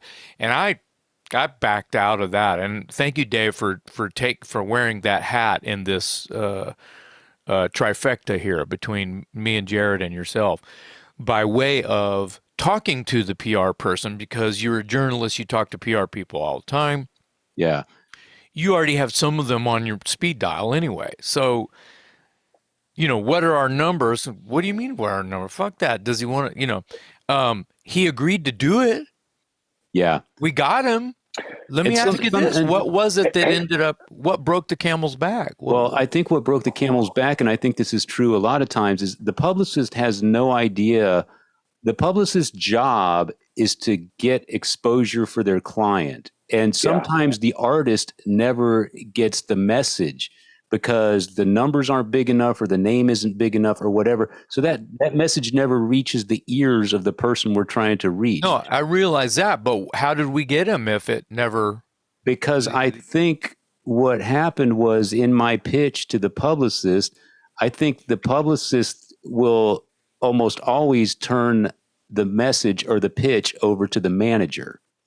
Oh. And the manager, and then they try to sell it. The manager probably saw Jason from Watchtower or Dave from Metal Edge Magazine or something. And Ripper Usually they'll watch an episode. Usually they want to see an episode and see what you guys are talking about and what the content is. And if you guys are professional enough and you have, like, you know what I mean? Like, I don't see how they could see consistency, but they want to, like, if they watch an episode, they go, okay, yeah, it's together, Yeah, yeah. And they're talking about rock and roll. Sure. And I think there's times where Jason's name gets us through the door, and then there's probably times where my name gets us through the door. But it's, can we get past that publicist who, and sometimes I know the publicist, so that almost works to our advantage. So, well, that's what I was trying to say. It's a case by case basis, Yeah. So, I think we've done pretty well for being a startup podcast that's only been around for a year, and those people that have up. Those people like Frank Bello and Phil Lewis and Nigel Glockler, JJ French. I mean, some of these guys, Danko Jones. Yep. I'm going to miss 20 different names here that I should be crediting. I like it that Phil Lewis was. God, he was just so nice. That episode went gangbusters because of something that we didn't even intend to happen. We were talking about total sideline conversation. Somehow Axl Rose stepping in for AC/DC became part of the conversation. And Phil told Jason that Phil thought Jason could have done a better job than Axl Rose fronting AC/DC. And Yeah. I don't know if he That's worded awesome. it exactly like that. Well, Just for the something like that, record, yeah. I don't. it was something like that because well, it went ballistic all over the internet. Yeah, you're right. It easily It was became super nice of him to be a fan of my voice enough to just say anything like that. You know, I'm not looking to give Torres in the mouth. That was super nice of him to say.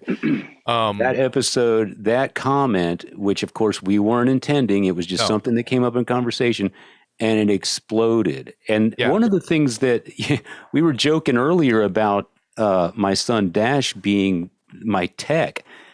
One of the things that we started doing recently was capturing video clips of the episodes and putting them on Instagram. And Instagram will support a 60-second clip. And then, of course, Facebook will support that too. So I kind of recycle them. But I asked my son, how do I do that? In fact, Danko Jones is the guy who gave me the initial idea because after we had him on the show, he posted a clip of our podcast on his Instagram page. And Right. I clicked on it and I'm like, oh man, I love the live interaction. You get just a little sound bite and it makes you want to watch more. It makes you want to watch the episode. Didn't you hit Danko up for that? Did you? Yeah, so I emailed Danko and Yeah. I said, "Hey man, how do you do that?" And he says, "I'm basically just recording I'm recording an image off of my screen or something." Whatever he told me, I was able to turn around to my son and go, "Do you know what he's talking about?" And my son said, "Oh yeah, you get this app and then you do this and that." So I've started combing back through the episodes in recent years, sort of capturing these little sound bites, and I think they just add so much. They make the episode that much more enticing, especially on Instagram. Yeah.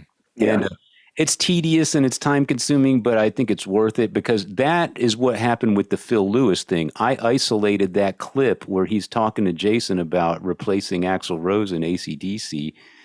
You mean Brian Johnson? I mean, yeah, Brian Everybody Johnson. knows what you mean. Yeah. And that little clip, because it was extracted and put to the forefront, people were able to latch onto that even if they didn't watch the whole episode. And Just that, so you know, I was talking to he was so nice in the episode. He even says, I think that it made, I don't know if it was on the cutting room floor or not. I think that it's in the episode where he actually said, remember, it was the end of the day for him. He'd been doing press all day. Yeah. He'd been doing press since the morning time, and that he saved us for last so he could just go willy-nilly. Lucky for us. Yeah, I have that was no accident. Oh, it was not an accident. No. You planned that. I planned it. But he didn't know that you planned that. No, he didn't know, but I know how these things work. So I'm thinking, okay, his publicist says he's available. He's going to do 4 interviews today. And I said, I want the last one. And you know why I want the last one? Because once he finds out it's me and you, he's likely to stay on. Because all the previous hour 3, and a half, right? The previous 3, he's going to give those people 20 minutes. If I'm the last one, and he knows me too, by the way. So I told his publicist, I want the very last interview of the day, because I know that he may have other things to do that day, but he definitely doesn't have an interview after us. And I suspected that once he got on camera with us and got on mic with us, and he knew it was me and Jason, who he's toured with in the past, me who's interviewed him for magazines and things like that.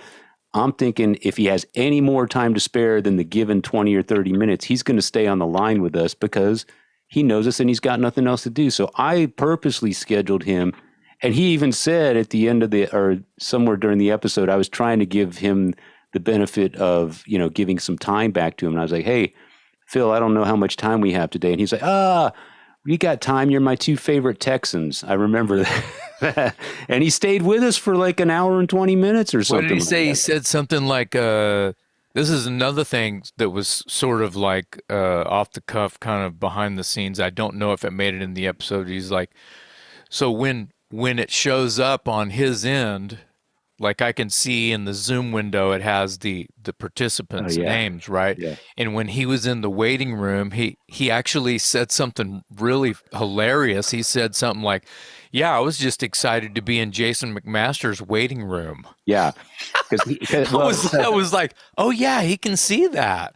yeah. Anyways, So just I booked bizarre. the interview. So as far as Phil was concerned, he was talking to me that day, and then he gets on the Oh, Zoom he and he didn't even sees. know. Oh, No, I told him. I told his publicist, it's me and Jason. It's the Dave and Jason show. Dave yeah, and Jason. There's two of us, right. Dave and Jason. But I have a relationship with the publicist from a previous business or whatever. So I'm sure all he's doing is putting me down as the lead name, and Mm, he's telling Phil, "Hey, at 2 o'clock or whatever, you're talking to Glessner." right. And so Phil got on the camera and or no, he was waiting to get it. Yeah, he clicked on the Zoom link and he was, what a nice surprise. I didn't know I was waiting in Jason McMaster's waiting room or whatever. So he was having a great time with us and I Yeah. booked him on purpose as the last interview of the day and he stayed with us for an hour and 20 minutes. He was Well, great. that shit worked out, yo. Yeah, it Yeah. worked out perfect. Yeah. I want to just point this out. Uh, you coming up with this idea maybe had something to do with the fact that we were in the middle of a lockdown. I think you mentioned earlier in this conversation, a pandemic, strange times. I feel like this has been a bit therapeutic for maybe all of us here, but maybe people who never listened to podcasts before ours. And I know some people have commented on our socials saying, well, I'm not a podcast guy, but I am now. And I want to get your thoughts on that because you're I'm not going to call you a podcast guy, but I know that you listen to podcasts. Yeah, so Yeah. I have a few podcasts that I listen to. Some of them pertain to business, and some of them pertain to a lot of science stuff or whatever. I don't listen to a ton of podcasts. I have a few that I listen to that cover a lot of ground. So, and I like this certain format. One of the things I like is when you talk to people that there's no deadline. You're not trying to finish by an hour. And Right. when it's like that, there's a whole different vibe. And some of the podcasts, I listen to podcasts that aren't like that and that are like that. And with this one, that was what I always wanted. Because like, what if you got David Lee Roth on there? You don't want to kind Yeah. of like structure it so that you're going to end. You want to talk as much as you want to talk. And that's Yeah. kind of where it came from. Because a lot of this stuff was, like, oh, I remember that. And you start thinking of, it's just like all these thoughts and everything from the past and keeping track of music and who is in what bands and all that stuff is so broad, you Yeah. don't want to be limited to a certain time frame. Do you feel like I'm sorry to interrupt. Do you feel like my question was more directed to, do you feel like you listening to a podcast, whether it be whatever topic it is, do you feel like after you listen to one or two or whatever it is, I don't know what your routine is, do you feel like it is a bit therapeutic, or do you walk away like you learned something, like, and it's something that Yeah. you enjoyed listening Yeah, to no, that's exactly what it as is. opposed Is to that yeah, as opposed to it's not an assignment. You're looking it up. You're looking for a topic and you want to hear it, but you want to learn. so if I'm sitting next to the average guy, I don't know what they do, but like if like certain podcasts, depending on the subject matter and depending on what I'm into and inspired by at the time, I might be listening to every one of those episodes. They may be 3 hours long, but there's a reason what I'm getting out of it is, and especially during pandemic, is you're getting like it's a form of communication, even though I'm not communicating back. I'm getting to hear someone's thoughts on certain things where they're not inhibited by a time frame or a certain kind of like, we need to keep it within these confines or whatever. And so therapy wise, I get to hear people's opinions because they've been in lockdown too. And Yeah. what got you through it. And for me, a lot of the things that happens, like I spend a lot of time in my own solitude, and then I spend a lot of time working on projects with people. And so like, if there's nothing going on, one of the things I do is create a project so that I'm working with people and I can expand out of my solitude, so kind of relates a little bit in the sense that like when if like me talking right now, someone who doesn't know about podcasts, they might be listening to me and going like, oh yeah, I kind of relate to that. And that's what podcasts are really about. So a lot of times people aren't getting into podcasts because it's either new technology or they don't know what to listen to or who to listen to. But as soon as you kind of start, like all of a sudden you realize there is so much information out there and you can learn so much. Like like one of the business things, podcasts I listen to, in an hour, I can listen to someone's perspective that just started out and they just went through the same thing I did or something like that. And I can completely relate to it. And it took me an hour that I may have broken up over, like I had to drive down to go pick up something. So that was 25 minutes of that. And so 25 minutes and I get another 25 minutes over here. I eventually finished it after about 3 drives. So I got through the podcast, but I learned all these things, especially bullet points and, whatever it may be. And it depends on what I'm into at the time. I may be into trying to promote music, or I may be just trying to learn how to stream or trying to learn how to, real estate or something like that, whatever. But you guys was obvious when this thing, right. I went, oh, it's just no brainer. You put you guys together and it just happens. So based on what I like about podcasts, like long format, there's people that can't sit there and listen to it. Hey, I'm sorry. But what will be appealing for those people that can't listen through everyone is that they go, they'll see one person out of there and they go, I want to listen to that. They listen to the whole thing and they go, that was great. They're not going to listen to all the other ones. Yeah, you're they right. They just got opened up to what a podcast can be like. Yeah, you're right. For us, it's more like, you just put yourself in those situations and you talk and talk and talk and talk, and all this information comes out.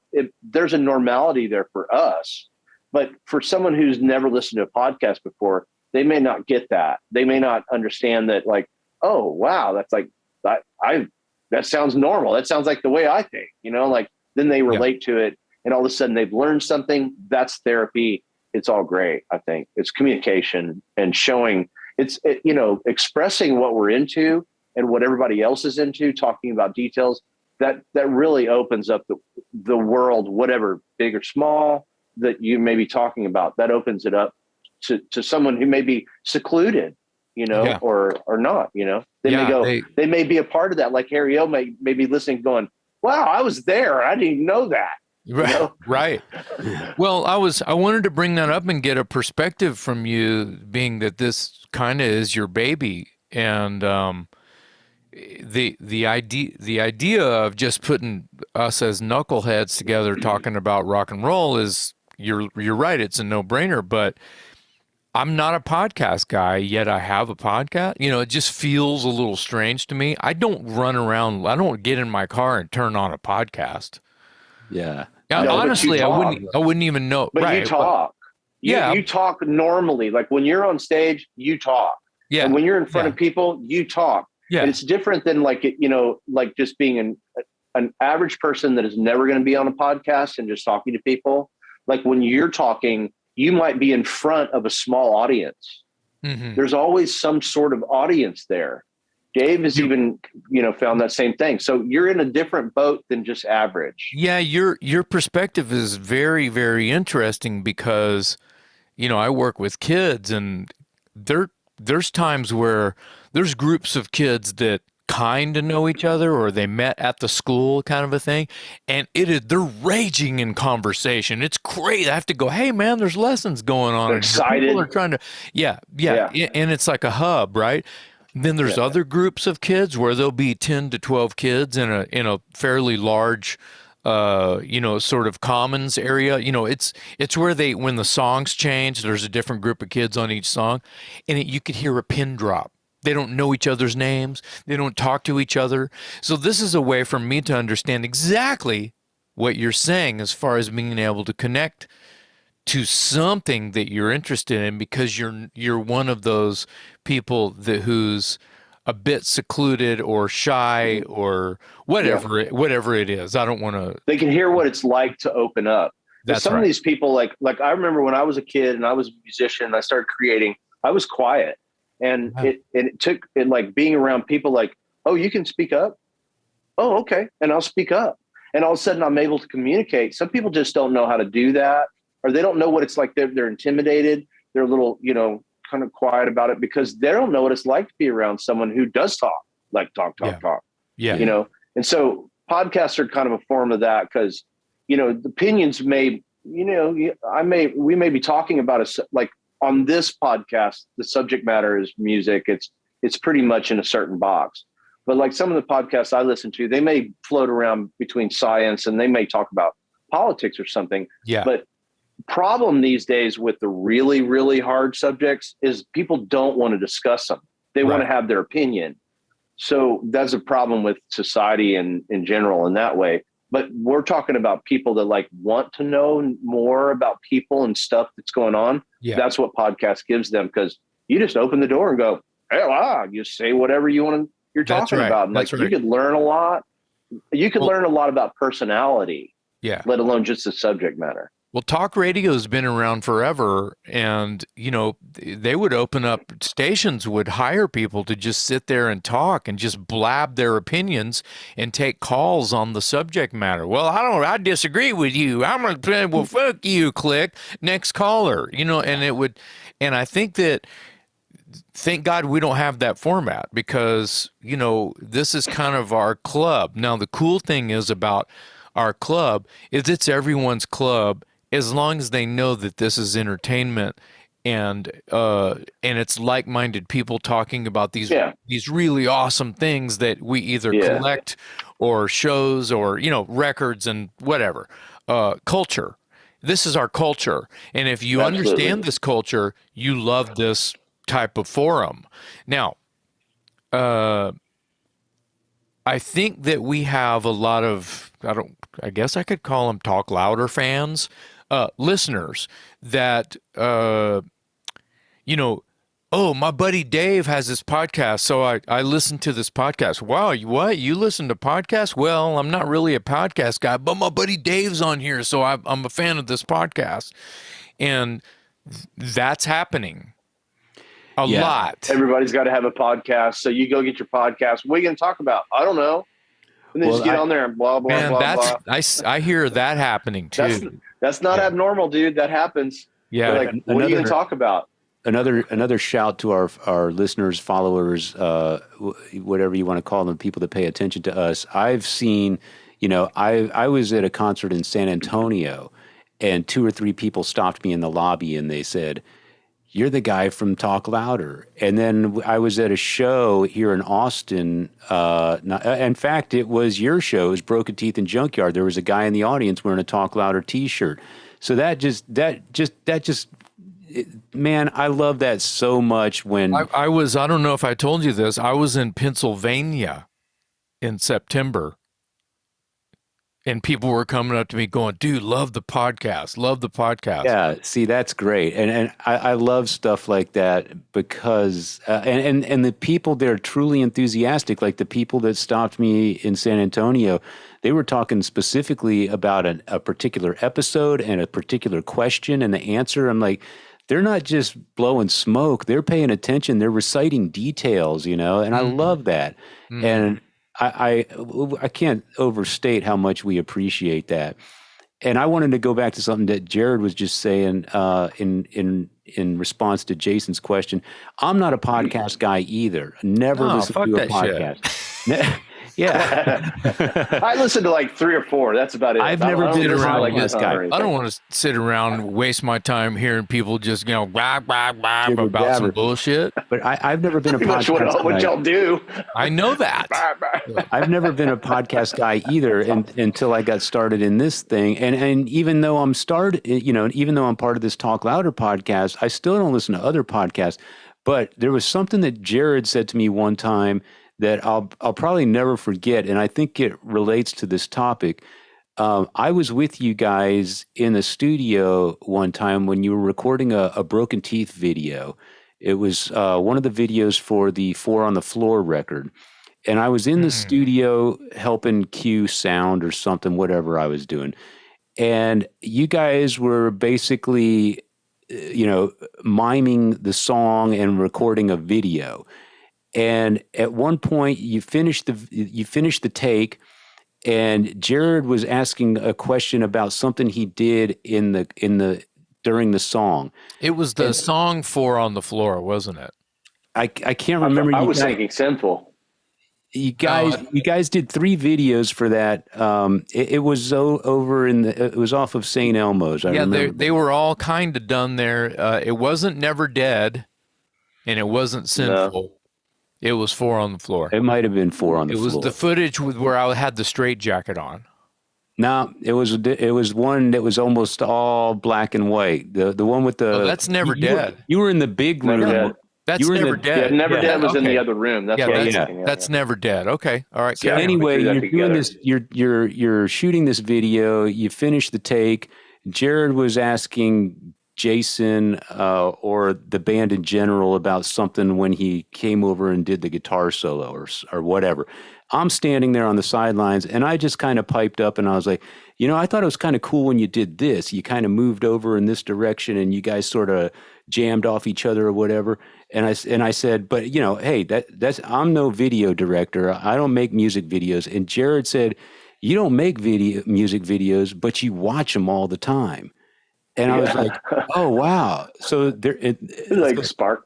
So therefore, my input is valuable, and I think that's what kind of, in a way, what you were saying earlier is like, you don't have to be a podcast person, but if you consume this type of information, you might become a podcast person, or at least. Hey man, and some people don't know that stuff's out there, and then they hear the one and they go, "Oh my God, what have I've been missing this? You guys just talk freely." Yeah, about something that I'm interested in. Yeah. I mean, a lot of people. That's the thing. A lot of people didn't realize that stuff even existed the way it exists, and then when they hear it, they go, "Holy crap, that's awesome!" So, Jared, I wanted you to talk real quick about, you as the producer. One of your primary roles in all this is to edit each episode, and for the benefit of our viewers and our listeners, I want you to sort of tell how much or how little. I want to say how little, because I want people to understand that basically what they get is what truly transpired. In my opinion, I think the editing is very minimal, but I want people to understand that because your role is as editor doesn't mean you're slicing and dicing and turning this into some sort of finished product. I think it's pretty raw, but you tell the story. So when we were starting off, I was trying really hard to have a format, which all that means is that, like, so if you look at the episodes, you have intro and the body of the material. The intro, stupid things that we have to do, like subscribe to our websites and then get that over with, and it's tiresome. We don't like it, but it was part of the routine. Like, so we have this certain format down, and then once that was established, I didn't even have to be there. So essentially, you guys would just record them straight through. And what I was reiterating for a couple of times in the beginning when there was no guest was, I don't want to have to cut you up a bunch. Y'all just talk. And, if you mess up, you just get on with it. Like Eddie Van Halen, if he messed up, you didn't even know it. He would just keep going. Yeah. Like, that's the way musicians would. So I kind of implied that same thing with you guys. And so the way you would record is you would get someone on there and you would just go. So all I had to do as an editor is just edit the pieces together the way that we originally intended. It's the same every time. And I don't mean to be that as like a laziness or anything like that. I think there's something to be said about consistency. Whether I'm making a record or I'm on stage doing sound for somebody, there's consistencies that need to be there so that when someone walks up, they're not surprised by little bits or whatever. They just go in and they do what they do, and then it's done. And then like, awesome. And usually that is the key to getting something that feels really natural. It's real open. And, like the conversations, y'all just talk, man. There's no like, well, what are we going to talk about? You, on the other hand, have a tendency to bring things back around to the point. And like, say, if it's a guest that's Jason's best friend, he'll talk a lot and you're talking less, but you'll come in with these questions that like you keep things on track. Y'all both do really great about keeping things on track. I don't have to worry about that as an editor. So as a producer, that's one of the things that I tried to instill, was that we had this certain format or certain way of carrying it so that I don't have to do a bunch of editing. Because one of the things that I really like is when you guys start the interview, that I don't edit. So as a listener, that's one of the things that I really love is like, there's no one behind the scenes altering the speech pattern or whatever to insinuate something. Sometimes there's a screw up, or like, like I got to pee, like I just had to pee and y'all probably wouldn't even know the edit. But like, so I may have to try to fix something like that, but it's just, I'm really like trying to just like, okay, I want to make it so that nobody would even know. But for the long term, you guys are just talking freely and open. So the point being, what the listeners hear is basically what transpired between me and Jason and the guest. There isn't a whole lot of editing going on and cutting and splicing or whatever. Right. So on my end of things, I don't want to have to tell you anything. I don't want to have to say, hey, try not to edit. It's kind of a given, right? So when you actually do have to do an edit, like, hey man, sorry, I got to go pee. Yeah. Then it's just a quick cut. Yeah. So it's you don't recognize it as like I'm in there messing with anything. That's the thing I didn't want to. There's a certain degree of separation that I wanted to keep, like as far as booking guests, who you guys had on there, what the subject matter, all that stuff is. I might say a couple of things, but I really want it to be your thing. You guys, it's not my thing. I may have a couple ideas or whatnot, and they may be valuable, but it's really not about that. It's not about my trip. It's about, keeping things within a certain structure, and you guys run with it. That's pretty much what I tried to establish at the beginning. Well, I'm glad it's you and not us. Yeah. I'm glad it's you that's still saying, y'all just get in there and like talk a bunch of shit, and I'll put it together, and it'll be done, and we'll have a podcast. It's way easier than let's go back to the very beginning just for 2 seconds. There was a little bit of like, where does this go? How do I do? What do you want me to do? What? All of us, yeah. And then a year, here we are, exactly a year. By the way, this is our 1 year anniversary, and 76 episodes or something. And it's just even easier now. When do you think that it started to get easier? Yeah, about the 40th episode. 40. It took us about the 30th or 40th, somewhere around there. Oh my God! Well, that makes it. That hurts, makes it, man. Yeah, that makes it sound like you guys got better, around. But you guys had to practice for a while, like half a year. It's true. It's actually true. There was every episode there was something, and you may not realize this, but even like with Broken Teeth or stuff projects we've started.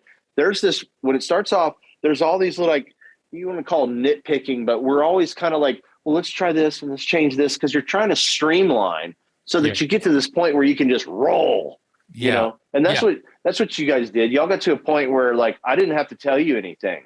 And like, as far as like I was saying earlier, like centering cameras and stuff like that, that was a thing where like, I don't want to have to tell you this every time. No. Y'all just do it. And that's one system that we don't have to worry about. It's just kind of done. And then, makes it way easier in the long run. Cause like when you guys give me a recording, everything's cool. I just go, I have a template. I throw things in the way they're supposed to go. And I listen to here's a big difference between earlier stuff and later stuff for me.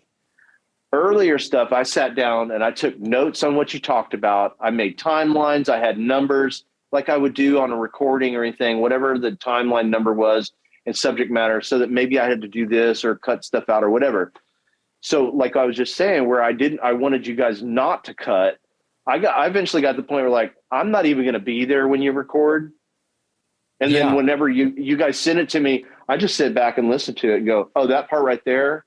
Yeah. He got it to go piss. So I'm going to go cut that. And I cut it together and I just make sure the whole thing is good. We're good. Yeah. We're good. You know? Yeah. That was another sort of, when it had to be time that one of me and Dave had to basically, once we had everything, you know, like you just explained, once our cameras and our audio were set and we had basically figured out how it's supposed to look and sound on our own time, and then me figuring out how to record it to, just for lack of a better term, the cloud, you know, and then have it be able to upload by itself and yada yada, and you are receiving the files on the other end. This is maybe too much information, might be boring for some of our listeners, but Maybe so. I don't think so. I think that it's very interesting, actually, just the way that it all rolls out. I want to jump real quick and ask you, how did you come up with the song? Because, you know, for those of you who are longtime listeners, Talk Louder has a theme song. There's two. You know, okay, it's a podcast about rock and roll. What am I going to do? This is a podcast about rock and roll. It's called Right, what are you going to do? It's not that, but you know what? A lot of podcasts have a silly song like that. Yeah. And we don't.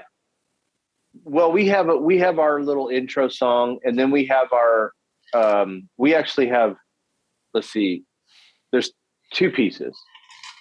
So when we started off, I knew like, okay, I need these segments. Yeah. I just need the segments. And I didn't know what it was. I just like, okay, whatever.